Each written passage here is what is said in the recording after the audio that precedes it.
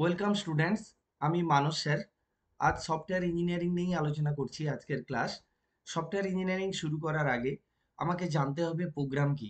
এখানে দেখো আমি লিখে দিয়েছি, a program is generally complete in itself and is generally used only by the author. অর্থাৎ যে প্রোগ্রামটা লিখছে কেবলমাত্র সেই প্রোগ্রামটা ইউজ করে। দ্যাট ইজ, এখানে লিখেছি দেখো, programs are developed by individuals for their personal use. তাহলে কারো ব্যক্তিগত কাজের জন্য কিন্তু কোনো ব্যক্তি প্রোগ্রামটাকে ডেভেলপ করে। তো there is usually little documentation or other aids to help other people to use program. হ্যাঁ, প্রোগ্রাম ইউজ করার জন্য বা প্রোগ্রামে সামান্য হয়তো কিছু ডকুমেন্টেশন থাকতে পারে, যেটা কি করবে, হেল্প করবে অন্যদের। অর্থাৎ প্রোগ্রামে আমরা কমান্ড লাইন দিয়ে যে কথাগুলো লিখি সেটা অন্য প্রোগ্রামার হয়তো একটু বুঝতে পারবে। এইখানে সেটাই লিখেছে দেখো, because the author is the user. যেহেতু প্রোগ্রামের অথার মানে যিনি প্রোগ্রাম লিখছেন তিনিই হচ্ছে প্রোগ্রামের ব্যবহারকারী। দ্য প্রেজেন্স অফ বাগস, অর্থাৎ যদি কোনো এরর থেকে থাকে, is not a major concern, তার ক্ষেত্রে কিন্তু মেজর কনসার্ন নয়। কেন মেজর কনসার্ন নয়? If the program crashes, the author will fix the program and start using it again. যদি প্রোগ্রামটা ক্র্যাশ করে যায়, যদি রান না করে, তাহলে অথারই কেবলমাত্র বুঝতে পারবে প্রোগ্রামের এররটা কোথায় আছে এবং সেটাকে এররটাকে ফিক্স করবে এবং প্রোগ্রামটাকে আবার রান করবে। These programs are not designed with such issue as portability, reliability and usability. তাহলে আমরা যে ইন্ডিভিজুয়াল প্রোগ্রামগুলো করি তাতে কিন্তু পোর্টাবিলিটি, রিলায়েবিলিটি অ্যান্ড ইউজাবিলিটি থাকে না।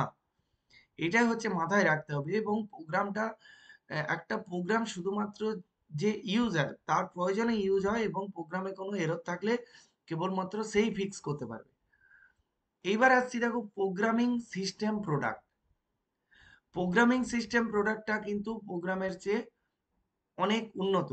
দেখো, a programming system product is used largely by people other than the developers.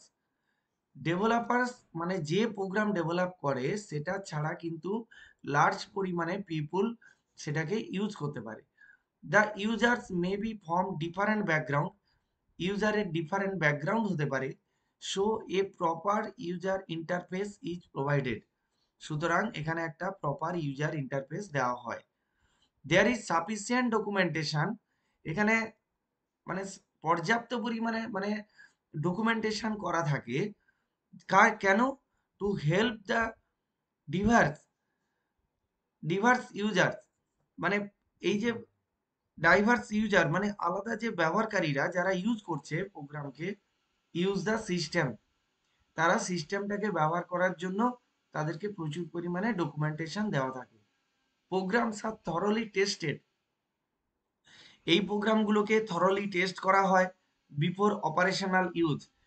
Operational ইউজের আগে প্রোগ্রামগুলোকে থরলি টেস্ট করা হয়। কেন? Because user do not have the luxury of fixing বাগস that may be detected. তাহলে এখানে কিন্তু ইউজারের অত সময় নেই, যদি কোনো এরর থাকে সেটা ডিটেক্ট করবে। এই জন্য প্রোগ্রামটাকে ইউজারের ব্যবহারের আগে থরলি টেস্ট করা হয়। And because the product may be used in a variety of environment, যেহেতু বিভিন্ন এনভায়রনমেন্টে প্রোগ্রামটা ইউজ হবে, perhaps on a variety of hardware platform, portability is a কি ইস্যু। যেহেতু ডিফারেন্ট হার্ডওয়্যার প্ল্যাটফর্মে প্রোগ্রামটা ইউজ হবে, এইখানে কিন্তু পোর্টাবিলিটিটাকে অবশ্যই মাথায় রাখতে হবে। পোর্টাবিলিটি মানে তোমরা নিশ্চয়ই জানো যে একটা প্রোগ্রাম যে শুধুমাত্র একটা কম্পিউটারেই রান হবে তা নয়, ডিফারেন্ট হার্ডওয়্যার থাকতে পারে এবং ডিফারেন্ট অপারেটিং সিস্টেমের ভার্সন থাকতে পারে, সেখানেও রান হবে। সেটাকে বলা হয় পোর্টাবিলিটি। তাহলে এইটাকে আমরা পরিষ্কারভাবে কি বলতে পারি? Clearly a program to solve a problem and a programming system product to solve the same problem. তাহলে প্রোগ্রাম এবং প্রোগ্রামিং সিস্টেম প্রোডাক্ট এই দুটো কি করছে, এই দুটো কিন্তু একই প্রবলেমকে সলভ করছে, or two entirely different things, কিন্তু এটা কিন্তু আলাদা জিনিস। আলাদা কেন? প্রোগ্রামিং সিস্টেমের প্রোডাক্ট আর একটা প্রোগ্রাম দুটোই কিন্তু কোনো প্রবলেমকে সলভ করে, কিন্তু দুটো আলাদা জিনিস কেন? কারণ obviously much more ইফর্ট and resources R required for a programming system product. কারণ প্রোগ্রামিং সিস্টেম প্রোডাক্টে যে নাম্বার অফ ডকুমেন্টেশন বা হার্ডওয়্যার পোর্টেবিলিটি এগুলো যে অ্যাপ্লাই করা হয় এবং বাগ ফিক্সিংটা আগেই করে নেওয়া হয়, কিন্তু প্রোগ্রামের ক্ষেত্রে সেটা করা হয় না, কারণ প্রোগ্রামটা শুধুমাত্র ইউজার, যে রাইটার বা যে অথার, সেই প্রোগ্রামটা ইউজ করে। কিন্তু প্রোগ্রামিং সিস্টেম প্রোডাক্টটা গ্রুপ অফ কমন পিপুল, মানে সবাই এটাকে ইউজ করতে পারে। এই জন্য দুটোর কাজ একই হলেও প্রোগ্রামিং সিস্টেম এনভায়রনমেন্ট বা প্রোগ্রামিং সিস্টেম প্রোডাক্টের জন্য প্রচুর পরিমাণে এফর্ট এবং রিসোর্সের প্রয়োজন হয়। আর আর কি, এই জন্যই যেটাকে বলছে, দেখো, যা software industry is largely interested in developing programming system product. তাহলে সফটওয়্যার ইন্ডাস্ট্রি কিন্তু ইন্টারেস্টেড কোন দিকে? প্রোগ্রাম ডেভেলপের জন্য নয়, software software industry interested programming system product development করার জন্য। And most commercial software systems or packages fall in this category. তাহলে আমরা যে সফটওয়্যার সিস্টেম বা সফটওয়্যার প্যাকেজ যেটা ডেভেলপমেন্ট হয়, তার যে এটা মানে ব্যাকগ্রাউন্ডটা যেটা আমরা বলছি, সেটাকে আমরা প্রোগ্রাম বলবো না, সেটাকে বলবো programming system products. The programming system product is also sometimes called production or industrial quality software. তাহলে প্রোগ্রামিং সিস্টেম প্রোডাক্টকেই কিন্তু আমরা প্রোডাকশন বলছি বা ইন্ডাস্ট্রিয়াল কোয়ালিটি সফটওয়্যার বলছি। এইবারে তাহলে আমরা সফটওয়্যার কাকে বলে সেটা একটু আলোচনা করি। দেখো, IEEE এটা কি ডিফাইন করেছে সফটওয়্যার নিয়ে? ইন্টারন্যাশনাল ইলেকট্রিক্যাল ইঞ্জিনিয়ারিং যেটা, সেটা হচ্ছে IEEE software as the collection of computer programs. একটা সফটওয়্যার হচ্ছে কতগুলো কম্পিউটার প্রোগ্রামের কালেকশন। প্রসিডিওরস কি কি? কালেকশন অফ কম্পিউটার প্রোগ্রাম, কিছু প্রসিডিওর, কিছু rules and associated documentation and data, এটাকেই বলছে software. This definition clearly states that, এটা পরিষ্কারভাবে বলে যে software is not just a program, software একটা প্রোগ্রাম নয়, but includes all the associated documentation and data. তাহলে program with associated documentation and data is called software. This implies that, এটা বোঝায় যে the discipline dealing with development of software should not deal only the developing program. তাহলে software ডেভেলপমেন্টটা শুধু program ডেভেলপমেন্টের সঙ্গে যুক্ত নয়, but with developing all the things that constitute software, যেটা একটা সফটওয়্যারকে তৈরি করতে সাহায্য করে। তাহলে শুধু প্রোগ্রাম নয়, কিন্তু আরো বাকি জিনিসগুলো ডেভেলপ করে, সেটা কি? Procedure, rule and associated documentation. এইবারে দেখো, overall we can say that software engineering is largely concerned with the development of industrial quality software. এখানে বলছি industrial quality software. Industrial quality software means যে সফটওয়্যার যেটা আমরা তৈরি করব সেটা প্রোগ্রাম নয়। ইন্ডাস্ট্রিয়াল কোয়ালিটি মিনস যেটা হিউজ পরিমাণে ইউজ হবে, যেটা through out the world huge পরিমাণে ইউজ হবে এবং তার থেকে কোনো প্রোডাকশন বেরোবে, কোনো প্রোডাক্ট বেরোবে, সেই সফটওয়্যারটাতে কোনো বাগ বা এরর কোনো থাকবে না, যেটা ইউজার ফ্রেন্ডলি হবে এবং তাতে প্রচুর পরিমাণে অ্যাসোসিয়েটেড ডকুমেন্টেশন, ডেটা প্রচুর পরিমাণে থাকবে এবং সেটা সবাই যাতে ব্যবহার করতে পারে, সেই সেন্সে বলা হয় ইন্ডাস্ট্রিয়াল কোয়ালিটি সফটওয়্যার। এখানে দেখো ডেফিনিশন অফ সফটওয়্যার ইঞ্জিনিয়ারিং।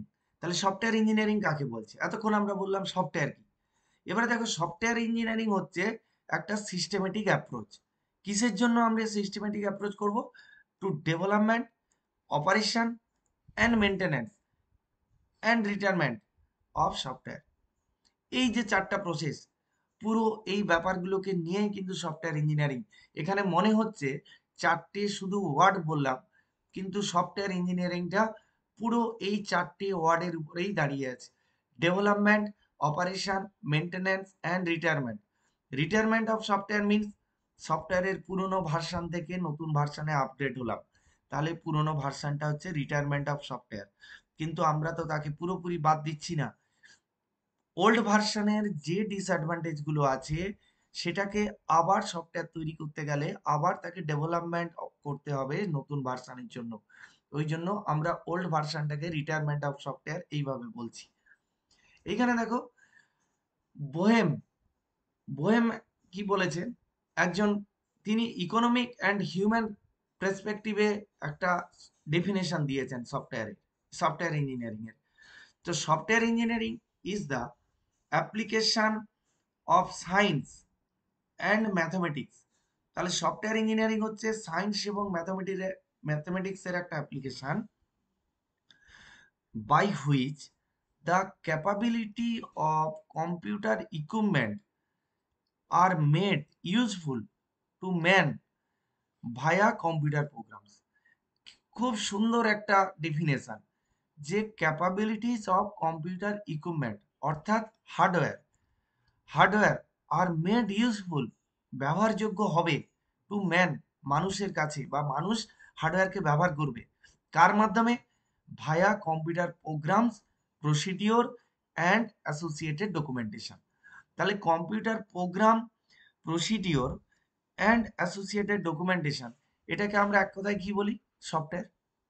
তাহলে এটাই হচ্ছে সফটওয়্যার ইঞ্জিনিয়ারিং এর বোহেমের ডেফিনেশন, যেটা ইকোনমিক অ্যান্ড হিউম্যান পার্সপেক্টিভের উপরে দাঁড়িয়ে আছে। এবারে দেখো fundamental problems of software engineering. Software engineering আমরা পড়বো, সফটওয়্যার ইঞ্জিনিয়ারিং কাকে বলে সেটা জানলাম, কিন্তু এর মেন কতগুলো প্রবলেম আছে, সেই প্রবলেমগুলো আমি ধীরে ধীরে ডিসকাস করছি। 3টে ফান্ডামেন্টাল প্রবলেম আছে: the problem of scale, cost, schedule and quality problem, and the problem of consistency. এই প্রবলেমগুলোকে এই প্রবলেমগুলোকে যদি আমরা দেখি এবং এই প্রবলেমগুলোকে যদি আমরা এলিমিনেট করতে পারি, তাহলে আমি একটা গুড কোয়ালিটির সফটওয়্যার তৈরি করতে পারবো। এখানে দেখো দ্য প্রবলেম অফ স্কেল। সত্যি কথা বলতে ভিডিওর এই যে ক্লাসটা, এর একটা টাইমের ফ্যাক্টর থাকে আর অনেক লেখার একটা ব্যাপার থাকে, সেই কারণে আমার ক্লাসটা খুব সংক্ষেপে এবং লেখাটাও খুব সংক্ষেপে। আর ডিটেলস আমি অবশ্যই বলবো। আর তোমরা যদি ডিটেলস জানতে চাও, আমার মেল আইডি আছে, মেল পাঠাবে, আমি তোমাদেরকে ডিটেলস, এর সম্বন্ধে ডিটেলস আমি মেলে কমিউনিকেট করে দেবো। এখানে দেখো the problem of scale. If fundamental problem of software engineering is the problem of scale, development of a very large system requires a very different set of methods compared to developing a small system। এখানে বলা হয়েছে যে small system development করার পরিবর্তে যদি আমি বড় system development করি, scale development, problem of scale development আসবে। ভেরি লার্জ সিস্টেম যদি ডেভেলপমেন্ট করি, তাহলে কিন্তু আমার একটা প্রবলেম আসবে। তাহলে in other words the methods that are used for developing small system generally do not scale to large system. Small সিস্টেমের জন্য যে মেথডটা আমরা ইউজ করব, সেটা কিন্তু লার্জ সিস্টেমের জন্য ইউজ করা যাবে না। এটাই হচ্ছে problem of scale. Through there is no universally accepted definition of what is small project and what is large project. ছোট প্রজেক্ট এবং বড় প্রজেক্ট কোনটা, তার জন্য কিন্তু কোনো ইউনিভার্সাল ডেফিনেশন নেই। কিন্তু যেটা কোকোমো মডেল, সেটা একটা আইডিয়া দিয়েছে, স্কেল সম্বন্ধে আইডিয়া দিয়েছে, যে কোনটা ছোট প্রজেক্ট এবং কোনটা বড় প্রজেক্ট। আমরা যেটা বলতে পারি সেই আইডিয়াটা হচ্ছে কেডিএলওসি, থাউজেন্ডস অফ ডেলিভার্ড লাইন। যদি কেডিএলওসি, থাউজেন্ডস অফ ডেলিভার লাইন, যদি 2 হয়, মানে 2000-এর মধ্যে যদি কোড হয়, তাহলে সেটাকে আমরা বলবো স্মল। আর ইন্টারমিডিয়েট বলবো কখন, যদি 8 কেডিএলওসি হয়, এবং মিডিয়াম বলবো কখন, যদি 30 কেডিএলওসি হয়, এবং লার্জ বা লার্জার বলবো, লার্জ অর লার্জার 128 কেডিএলওসি। এটা একটা কোকোমো মডেল, এটা একটা আইডিয়া দিয়েছে যে কোন প্রোগ্রামটা স্কেল ছোট এবং কোনটা লার্জ প্রোগ্রাম, সেটার জন্য একটা, বা কোন প্রজেক্টটা বড় ছোট সেটা একটা আইডিয়া। কিন্তু এটার কোনো ইউনিভার্সাল ডেফিনেশন নেই যে লার্জ স্কেল আর স্মল স্কেল প্রজেক্ট কোনগুলো বা প্রোগ্রাম কোনগুলো। এইখানে দেখো, সেকেন্ড যে প্রবলেমটা সেটা হচ্ছে বলেছিলাম কস্ট, শিডিউল অ্যান্ড কোয়ালিটি। আচ্ছা, সিস্টেমকে ডেভেলপমেন্ট করতে গেলে যে কস্টটা আমার পড়ে, সেটা হচ্ছে সেটাকে আমাকে সবসময় দেখতে হবে যে সেটা যেন মিনিমাইজ হয়। এখানে দেখো ম্যান পাওয়ার ইউজ হয়, কারণ সফটওয়্যার ডেভেলপমেন্ট করতে গেলে ম্যান পাওয়ার, হার্ডওয়্যার এবং সফটওয়্যার অ্যান্ড আদার সাপোর্ট রিসোর্সেসের প্রয়োজন হয়। তার জন্য একটা কস্ট আছে, সেই কস্টটা হচ্ছে একটা ফ্যাক্টর। এটা কস্ট নিয়ে আরও এর ক্যালকুলেশন আছে, আমি ওই যে বললাম সময়ের কমের জন্য আমি জাস্ট একটা আইডিয়া দিলাম। এইবারে দেখো শিডিউল। শিডিউল হচ্ছে একটা ইম্পর্ট্যান্ট ফ্যাক্টর, প্রত্যেকটা প্রজেক্টের জন্য একটা ইম্পর্ট্যান্ট ফ্যাক্টর। বিজনেস ট্রেন্ড কি বলে? Detecting that the time to market of a product should be reduced, that is the cycle time from concept to delivery should be small। অর্থাৎ আমি ধরো তোমরা আজকাল ব্লিঙ্কিটে 10 মিনিটে পাও, বা আমি যে কোনো অনলাইন সাইটে, কেউ বলছে 10 মিনিট, কেউ বলছে আধ ঘন্টার মধ্যে পৌঁছে দেবো, সেটা একটা শিডিউল, এটা কিন্তু মেন ইম্পর্টেন্ট ফ্যাক্টর। অর্থাৎ প্রোগ্রামটা যখন কোনো সফটওয়্যারের তৈরি করার জন্য কোনো ইন্ডাস্ট্রির কাছে অর্ডার হয় যে এই সফটওয়্যারটা আমি বানাতে চাই, সেটা যে ডেলিভারি দেওয়া হবে সেটা অবশ্যই কম টাইমের মধ্যে একটা ভালো প্রোডাক্ট ডেলিভারি দিতে হবে। আর সাইকেল টাইম কাকে বলছে? যে অর্ডার ডেলিভার এই যে টাইমটা, এটাকে বলছে সাইকেল টাইম। এই টাইমটাকে কিন্তু দেখতে হবে যে টাইমটা যেন না খুব বেশি হয়। এবারে দেখো quality. In the current times, quality is the main mantra and business strategies are designed around quality। এইখানে দেখো আমি কস্ট কমালাম, শিডিউল কমাতে গেলাম, তাতে কি আমি কোয়ালিটিটা খারাপ করে দেবো? তাহলে তো পুরো সফটওয়্যারটাই নষ্ট হয়ে গেল। আমার ইন্ডাস্ট্রি চলবে না, সফটওয়্যার ইন্ডাস্ট্রি চলবে না আমি যদি সফটওয়্যার কোয়ালিটিটা নষ্ট করে দিই। কস্ট শিডিউল দেখলাম কিন্তু কোয়ালিটি দেখলাম না। তাহলে কোয়ালিটিটাকে আমাকে অবশ্যই দেখতে হবে, এটা হচ্ছে মেন মন্ত্র। এই যে বাংলাতে লিখেছে মন্ত্রা, এটা হচ্ছে সফটওয়্যার ডেভেলপমেন্টের যে প্রথম কাজ হচ্ছে, কিন্তু কোয়ালিটিটা আমাকে মেনটেন করতে হবে। Clearly developing methods that can produce high quality software is another fundamental goal of software engineering. Software engineering এর ফান্ডামেন্টাল গোল, অর্থাৎ মূল উদ্দেশ্য কিন্তু প্রডিউস করবে হাই কোয়ালিটি সফটওয়্যার। এইবারে দেখো, however, while cost is generally well understood, the concept of quality is context of software needs other dimension। তাহলে quality আমরা ভালো করতে গেলে কিন্তু এই তিনটে ডাইমেনশন দেখব। কি কি dimension? Product operation, product transition and product revision. এই তিনটে ডাইমেনশন কিন্তু আমরা কোয়ালিটির জন্য অবশ্যই দেখব। তো আমি খুব সংক্ষেপে বলছি প্রোডাক্ট অপারেশন ব্যাপারটা কি। The product operation deals with the quality factors such as correctness, reliability and efficiency। তাহলে কারেক্টনেস, রিলায়েবিলিটি অ্যান্ড এফিসিয়েন্সি, এই কোয়ালিটিটা কিন্তু দেখবে প্রোডাক্ট অপারেশন। প্রোডাক্ট ট্রানজিশন কি করবে? প্রোডাক্ট ট্রানজিশন মানে ট্রানজিশন করা মানে কি? এই যে দেখো, portability and interoperability and portability, এই দুটো পার্ট কিন্তু দেখবে ট্রানজিশন। পোর্টাবিলিটি মিনস আমি একটু আগেই বললাম যে ডিফারেন্ট হার্ডওয়্যার, ডিফারেন্ট অপারেটিং সিস্টেমের ভার্সান হতে পারে, কিন্তু আমার সফটওয়্যারটা কিন্তু প্রতিটা হার্ডওয়্যারে কিন্তু আমার যাতে রান করে সেটা আমাকে দেখতে হবে, সেটাই হচ্ছে পোর্টাবিলিটি। অ্যান্ড ইন্টার অপারেবিলিটি মানে ঠিক ওই একই ব্যাপার আসছে এখানে। এইবারে দেখো product revision. Product revision is concerned with those aspects related to modification of program, including factors such as maintainability and testability।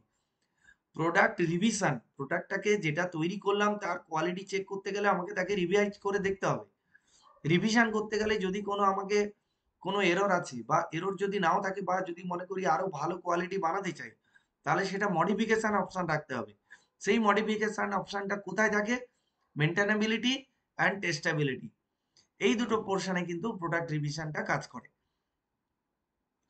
এইবারে থার্ড প্রবলেম যেটা বলছি সেটা হচ্ছে প্রবলেম অফ কনসিস্টেন্সি। কনসিস্টেন্সি মানে এটাও একটা ইম্পর্টেন্ট পার্ট। আমি শুধু কোয়ালিটি দেখলাম কিন্তু প্রোডাক্টটার কোনো কনসিস্টেন্সি নেই।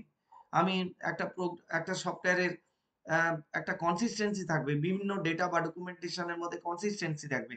সেই কনসিস্টেন্সি যদি না থাকে তাহলে কিন্তু সেই সফটওয়্যারটা ভালো হবে না।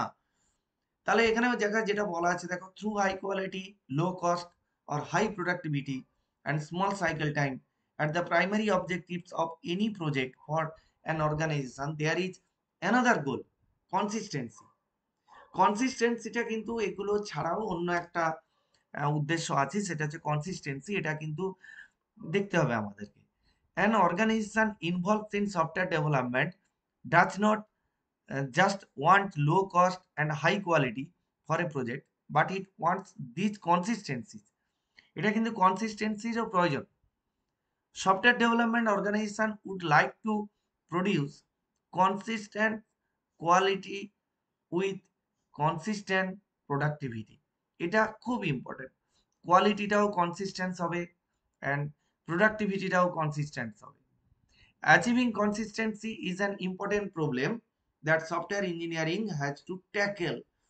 এই কনসিস্টেন্সিতে পৌঁছাতে গেলে এই সেকেন্ড পয়েন্টটা, achieving consistency is an important problem that software engineering has to tackle. এই সফটওয়্যার ইঞ্জিনিয়ারিং এ কিন্তু এই কনসিস্টেন্সি প্রবলেমটাকে ট্যাকেল করতে হবে। The requirement of consistency will force some standardize procedure to be followed for developing software. তাহলে consistency প্রয়োজন হলে রিকোয়ারমেন্ট অফ কনসিস্টেন্সি কি করবে? ফোর্স করবে some standardize procedure to follow the developing software. সফটওয়্যারকে ডেভেলপ করার জন্য কিছু স্ট্যান্ডার্ডাইজ প্রসিডিওরকে ফলো করতে বাধ্য করবে। আমার আজকের ক্লাস এই পর্যন্ত। তোমাদের এই ক্লাসটি যদি ভালো লেগে থাকে অবশ্যই লাইক করবে, বন্ধুদের মধ্যে শেয়ার করবে এবং অবশ্যই কমেন্ট করে জানাবে ক্লাসটা কেমন লাগলো। আমি তো বলেই দিয়েছি আগে, ডিটেলস যদি জানতে চাও তাহলে আমাকে এই মেল আইডিতে মেল করো। আমি তোমাদেরকে মেলে আরো ডিটেলস, আমি এই নোটগুলো আমি মেল করে পাঠাতে পারবো। আর আমার পরের ক্লাস থাকবে the software process. Software process কি সেটা নিয়ে আমি পরের ক্লাসে ডেসক্রাইব করব। Thank you.